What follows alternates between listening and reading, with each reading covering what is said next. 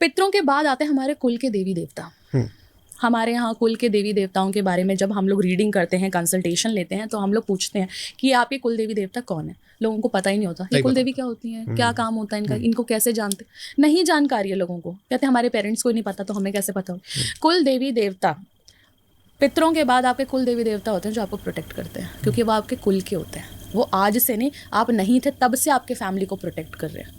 आपको उनके बारे में ही नहीं पता, आप उनके बारे में कुछ जानते ही नहीं, तो आप समझिए इस चीज़ को कि आप कहाँ कहाँ लैग कर रहे हैं और कैसे कैसे आप समस्याओं में कैसे नहीं फंसेंगे।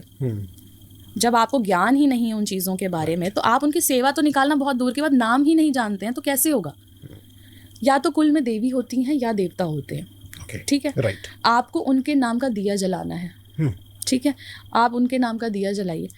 अमावस जैसे पितरों की होती है, वैसे ही पूर्णिमा जो होती है वो हमारे कुल के लिए होती है, कुल देवी देवताओं की होती है। तो कोई भी रुका हुआ अगर आपका कार्य है ना, तो आप पूर्णिमा से करेंगे ना, वो आपके कार्य में आपको मतलब कहते हैं ना, जो स्पीड होती है वो डबल हो जाती है। ओके।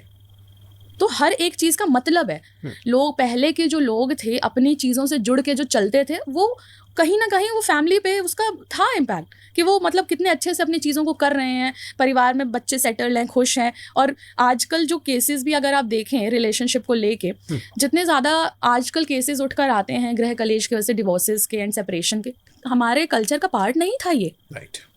क्यों नहीं था? क्या हो रहा था ऐसे जो अब नहीं हो रहा है?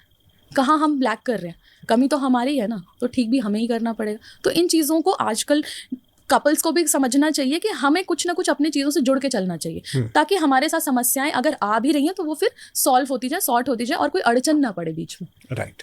तो अपने पितरों की, अपने कुल की सेवा आपको करनी ही पड़ेगी।